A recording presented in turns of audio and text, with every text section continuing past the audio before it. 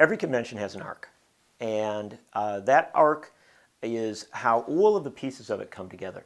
So you shouldn't really look for a particular speech or a particular event, but rather the overall feel of it, because that's what Americans really do. They're not thinking about it. They're not fretting, oh, what will I think of this convention? But what they do at home is they take the bits and pieces that come in, a soundbite, an image, maybe a speech they actually did tune into. And then they walk away from that with, do I like this? Do I feel better about it? And I think that we've begun to see in this Republican National Convention what the arc is. And it's a pretty darn interesting one. The convention actually started with a great advantage, and that was Hurricane Isaac.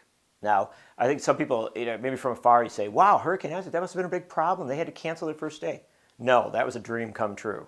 In fact, I was with Reince Priebus, the chairman of the Republican National Committee, his big smile. Why the big smile? Because the first day was going to be the day where they had all their problems. The platform, which is packed with militantly anti-choice, socially right-wing, wild, over-the-top policies that frankly, they didn't want to have discussed too much. And so that gets lost when you cancel the first day. It gets kind of buried in a quick event on Tuesday. So too did the rules fights. That was a place where the Ron Paul folks and the Tea Party folks were kind of openly at war with the Romney folks. And the roll call itself, the roll call for president, they didn't want that scene because most states had at least a few votes. Some states had a lot for Ron Paul. And they tried very, very hard not to count him. But having had a whole day of that would have been problematic for them. So they get Monday canceled. That's great. So the arc begins really on Tuesday, what Americans are taking in. And what they got on Tuesday was a disaster in one sense, which is Chris Christie's speech. I mean, even Republicans are saying, what was the point of that? It was a half hour of Chris Christie talking about being on the beach listening to Darkness on the Edge of Town. And, it was a weird, ineffective speech. It could have been a really bad night, except for Ann Romney.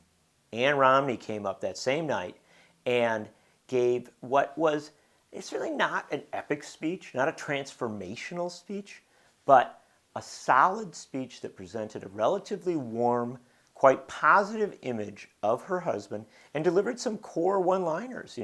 He will not fail. This is very good stuff.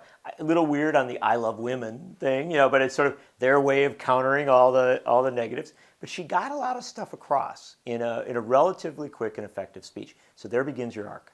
Then you go to Wednesday night. That's Paul Ryan night. Nothing else mattered. And how would Ryan do? It's a lot of pressure on the guy, but by most accounts, he pulled it off. Now, that does not mean he pulled it off in content. The speech was riddled with inaccuracy. It was riddled with flat-out lies. There's just no way to say it otherwise. And things that he'd been caught in already, and then he repeated. And so very problematic on the fact-checker side. But on the gut-checker side, the pieces that you take away in the quick hits in mainstream media, the one-liners about, college graduates laying on their bed in their parents' basement looking at their fading Obama posters. He had points he wanted to get across, and I think he basically got them across. And then it closed off with, Ryan on stage with his beautiful family and his mom, and I think something they really wanted to communicate. It was only in watching that I figured out why they really put him on the ticket.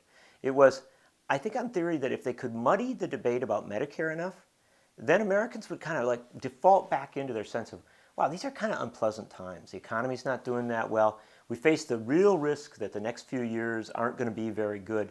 I really want that to change. I want something new that I don't know. And here's suddenly this young, new player. And it looks pretty good, communicates pretty well. So I think they got a lot out of Paul Ryan. And then that then brings us to today, where Mitt Romney must give his speech. By and large, the expectations on Mitt Romney are low. People know he's not a great orator. People don't expect a lot from him, which for him is great, because all he's got to go in and do is a good, solid speech. No embarrassments, no silliness, and maybe a few good lines. And that completes the arc of the convention. A likable wife, interesting vice presidential candidate, and a good, solid guy running for president. If Americans take that away, then the Republicans have done what they wanted to do.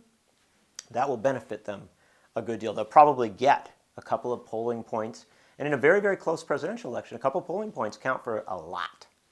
And that will then affect the Democrats because the Democrats are watching this. Politics is no longer a sort of slow process or a big plan that you write out a year in advance.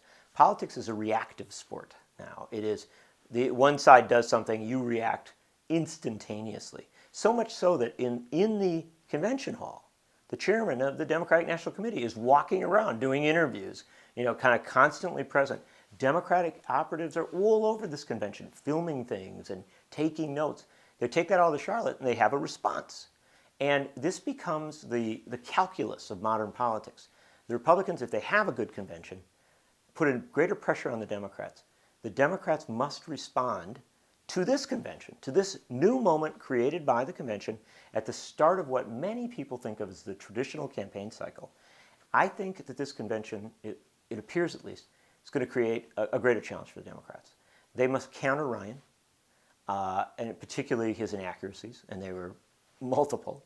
But they must also present themselves as a party that is at once very competent, ready to govern, and has a freshness to it. That's very hard for an incumbent party. I think the bar has been raised a little bit, but that's what makes it interesting. And when we cover politics, we come to conventions not to see what's happening on the floor here or even to fact check the bits and pieces of it, but rather to get a sense of what is this convention going to do to the broader fight. My gut at this point is that this convention has done a few good things for the Republicans. Not a game changer per se, but move them in the right direction. That's going to create a pressure when we go to Charlotte next week for the Democrats to counter it, and how they counter it will in many ways define the rest of the 2012 campaign.